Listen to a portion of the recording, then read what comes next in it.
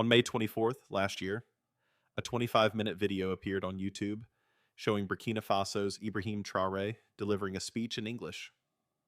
One copy on Facebook collected 626,000 likes. Full Fact traced the image behind it to a photograph from a July 2023 summit, sitting on the Kremlin's own website. He was never in that room.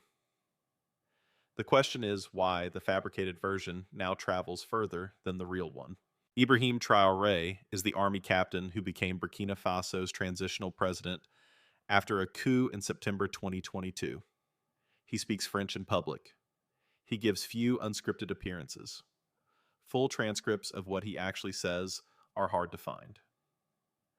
That shortage has been filled by something else. 3 independent fact-checking organizations: Full Fact in Britain, Africa Check, and Africa Defense Forum, a magazine published by U.S. Africa Command, have each identified AI-generated videos putting words in his mouth. Almost every one of them is in English. This video answers 3 things. How much of that fabricated record has actually been counted?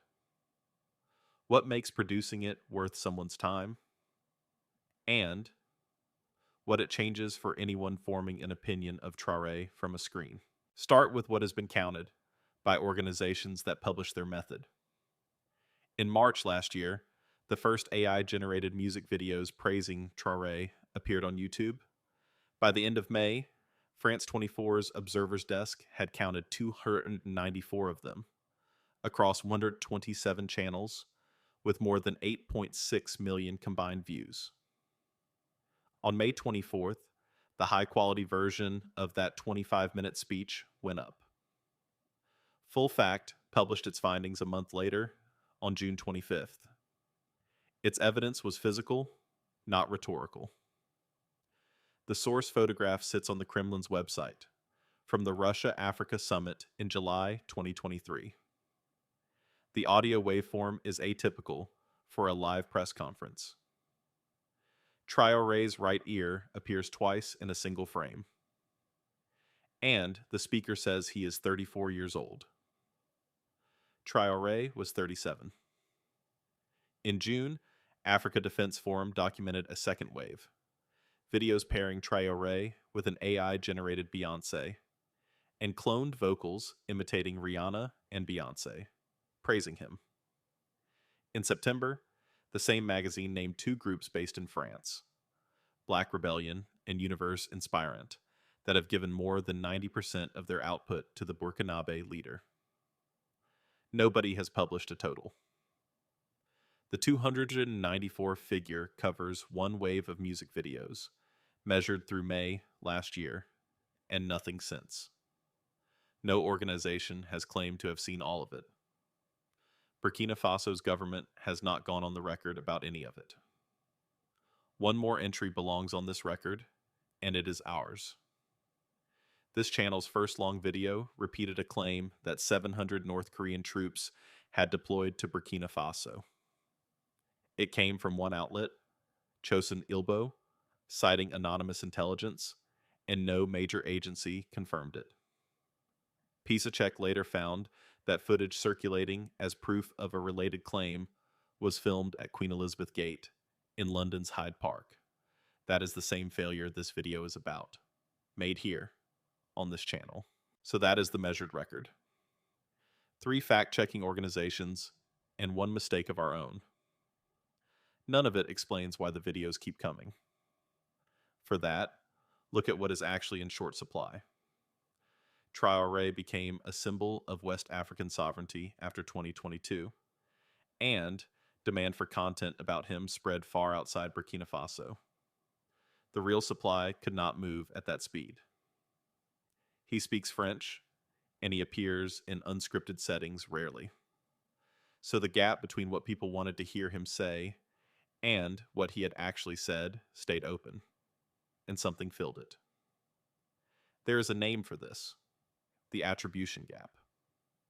It is the distance between what a public figure has actually said and what gets attributed to him once demand for his image outruns the supply of his words. Put plainly, More people want to hear him than he speaks, so something else speaks for him. The clearest evidence of who this content is built for is not the AI artifacts. It is the language. In June this year, Dubawa examined an English clip and traced it to a real speech, one he gave in French at Burkina Faso's National School Excellence Day on August 22nd, 2025.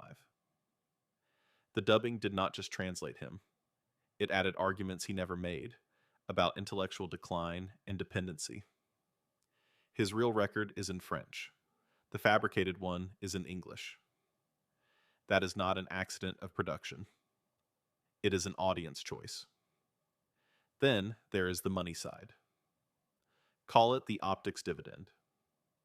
A flattering video does not need a name attached to earn views, and the benefit lands on the subject whether or not he controls the content. That is what makes 127 channels a rational thing to run. The cost of one more praise video is low, and the audience was already waiting. Nigeria's Didac geotagged 23 of these videos across 9 channels to locations in Africa and the United States. One of them had 1.9 million views on its own. This is supply and demand, not a conspiracy with one author. More people wanted the product than the man was making, and a market answered. That is the supply and demand reading. There is a serious case that it understates how real Traoré support already is, and it deserves a fair hearing. The underlying popularity is not manufactured. Africa Check and Africa Defense Forum both describe his regional appeal as grounded in actual political positions, leaving ECOWAS, renegotiating resource contracts, and refusing the terms France and the IMF had been setting. Plainly, people were already cheering before any of these videos existed. Deepfakes did not create that. They rode a wave that was there. The support predates the videos, and it would still be there if every fake were deleted tomorrow. Treating the audience as a product of the content gets the order backwards. And reading this only as manipulation repeats a familiar mistake.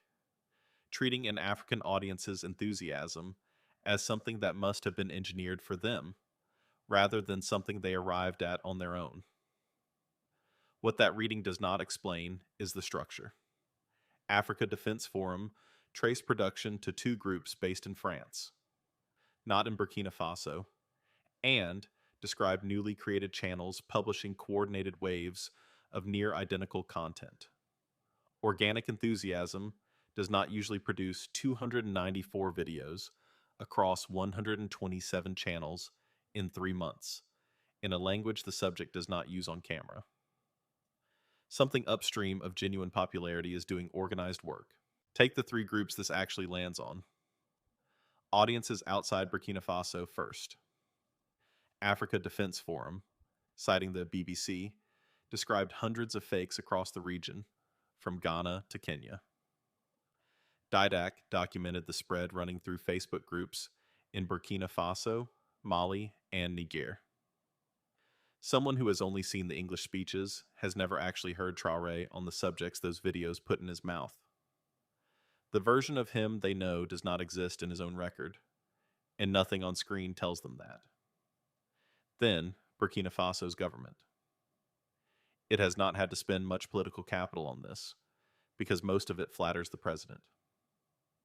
That has a cost of its own. Control of his international image now sits with producers he has no relationship with, and no visible way to challenge on the record. Then France, which shows up in an unexpected place. The 2 production groups Africa Defense Forum named are based there, not in Burkina Faso or anywhere in the alliance of Sahel states, the bloc Burkina Faso formed with Mali and Niger. On a channel built around an anti-French sovereignty story, that detail is worth sitting with rather than resolving. And the fact-checkers absorb the running cost. Full fact, Africa Check, Dubawa, and Pisa Check each catch up 1 video at a time, with no funding model built for this volume. Look at the lag. The speech Dubawa took apart in June was built from remarks Traoré gave the previous August. 10 months for one clip, while the channels that publish them need an afternoon. None of that is settled. Who is producing it, whether it ever gets labeled, whether Burkina Faso responds. So here is what would answer it. First, whether YouTube, Facebook, or TikTok start labeling this specific cluster as AI generated at upload, instead of leaving it to fact checkers afterwards. A label applied before the first 1,000 views is a different system from a correction published a month later. Second, whether Burkina Faso's government says anything official about the fabricated speeches, for or against. Nothing has been documented so far, and a denial would be as informative as an endorsement. Third, whether anyone publishes a full count. Every number in this video measures a sample, not the whole record, and the largest sample stopped in May last year. Until someone counts, nobody knows whether the wave has grown or passed. Fourth, whether the tone shifts. Right now, the content flatters him. If the same channels turn to smearing him, that tells you production was never about respect for the subject. It was about the traffic he generates, and traffic works in either direction.